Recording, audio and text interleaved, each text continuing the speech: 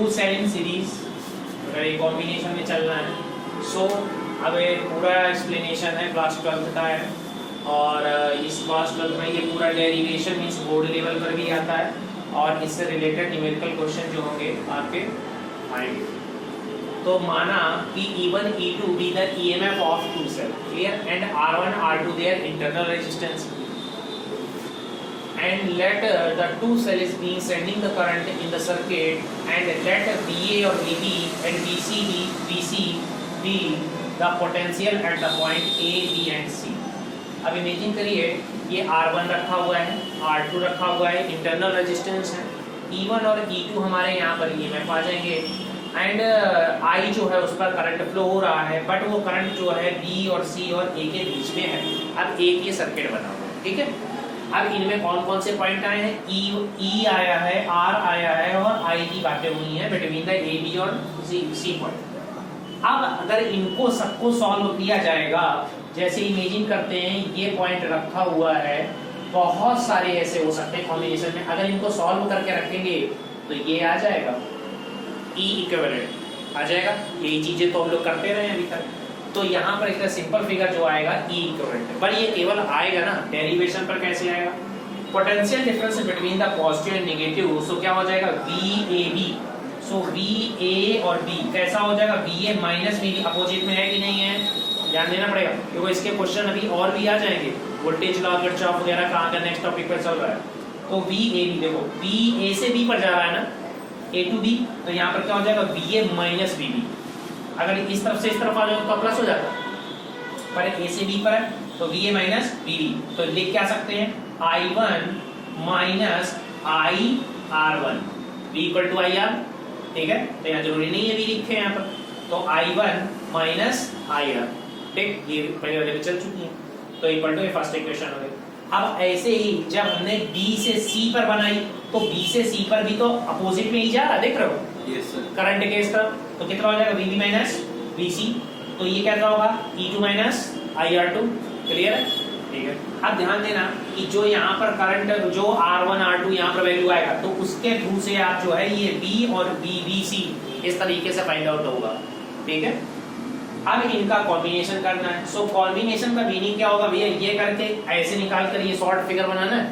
हाँ। So total क्या होगा VAC, so VAC equal to क्या हो जाएगा VA माइनस BC,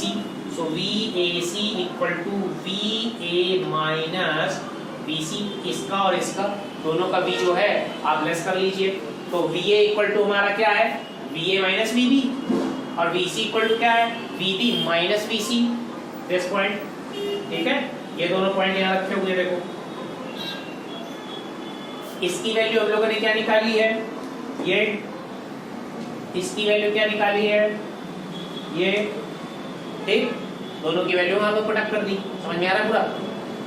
अब इन दोनों की वैल्यू ओपन कर दिया, साइन ओपन कर दिया पॉजिटिव का, तो अब ये किस में फॉर्मेट में आ जाएगा E1 प्लस E2, अब इसमें क्या हो जाएगा IR1 और माइनस का IR2, बट क्या I कॉमन मिल गया, so we can write minus का IR1 प्लस R2, ये थर्ड इक्वेशन में थी। अब इसी में अब टोटल VAC फाइंड आउट करना है, जैसे तो मैं लिख सकता हूँ ना उसके प्लेस पर, अब जैसे यहाँ पर लोगों ने क्या फाइंड आउट किया, VAB कर लिया, VBC कर लिया, तो अगर आपने ऐसे कर लिया है तो अब मेरा बीच का ये वाला फिगर आ गया इक्विवेलेंट वाला, ठीक। तो अब अगर ये आ गया, so we can write VAC equal to EEQ minus IRQ, लिखा जा सकता है ना। जैसे यहाँ पर हम लोग ये E1 माइनस IRQ लिख रहे थे, तो अब तो यहाँ पर E1 का मतलब क्या हो जाएगा, E1 और E2 तो दिया नहीं गया था, मतलब ये दिया गया था पर EEQ नहीं दिया हुआ था, और VAC था। अब VAC, अब देखो VAC पर टोटल VAC बना, तो अब ये VAC बन गया पूरा। अब ये क्या होगा, ये A और ये C, अब B का बात खत्म, ठीक। तो अब ये कौन से पॉइंट पे आएगा VAC इक्वल टू, अब इस वाले पर ये क्या आ जाएगा EEQ ना, ये वाला इधर कितना हो जाएगा EEQ आ जाएगा, so we can write EEQ minus IRQ, तो मतलब इक्विवेलेंट पे ये हमारी कौन सी बनी इक्वेशन, फोर्थ, थर्ड और फोर्थ से हमको क्या मिल जाएगा EEQ इक्वल टू हमको क्या मिल जाएगा E1 प्लस E2, और E1 और E2 यहाँ से मिल जाएगा, और REQ इक्वल टू क्या मिल जाएगा R1 प्लस R2, ये बहुत सिंपल इक्वेशन। अब इसी में हमने फिगर जो बनाया पहले इसमें फिलअप करते क्या n नंबर ऑफ सेल, तो कितने हो सकते हैं, बहुत सारे हो सकते हैं, इसमें सेलों की संख्या बहुत ज्यादा हो सकती है। सो E1 E2 and En daughter जितने सेल होंगे उतने पर E1 E2 होंगे और उसमें ही उतने ही R1 R2 और Rn तक चला जाएगा। अब यही कंडीशन अगर उसमें बनेगी तो फिर यही E EQ अगर निकालेंगे तो फिर हो जाएगा E1 E2 plus plus plus dot dot dot dot En, क्योंकि नंबर ऑफ सेल पता नहीं है, ठीक। और यही अगर R EQ की वैल्यू निकालोगे तो क्या R1 plus R2 plus R3, मतलब यहीं पर अगर जहां पर ये क्वेश्चन में अभी फिलहाल 2 पर बातें हो रही थी और वहां अगर 4 पे बातें होंगी तो यही क्वेश्चन क्या आ जाएगी E1 plus E2 plus E3 plus E4, वही तो होगा। और ऐसे ही E इक्विवेलेंट और R इक्विवेलेंट की वैल्यू पता चल जाएगी। अब इसमें इस फॉर्मेट में अगर हम वही चीज पे अगर BC जैसे उसमें फाइंड आउट किया था, that is the series combine of the two cells negative terminal of the first cell that connected to the negative terminal of the second cell between the AC। अब समझना है क्यों, क्योंकि यहाँ से पॉजिटिव टर्मिनल से नेगेटिव टर्मिनल पे combination है, तो अगर A B C same scenario वही वाला आया तो यहाँ पर कितना हो जाएगा B B C, और B B C find out अगर करेंगे जैसे यहाँ पर फाइंड आउट किया था तो B कितना B B माइनस BC। अब यहाँ पर BB माइनस नेगेटिव टर्मिनल, यहाँ पर देखो यहाँ पर पॉइंट लिखा हुआ क्या,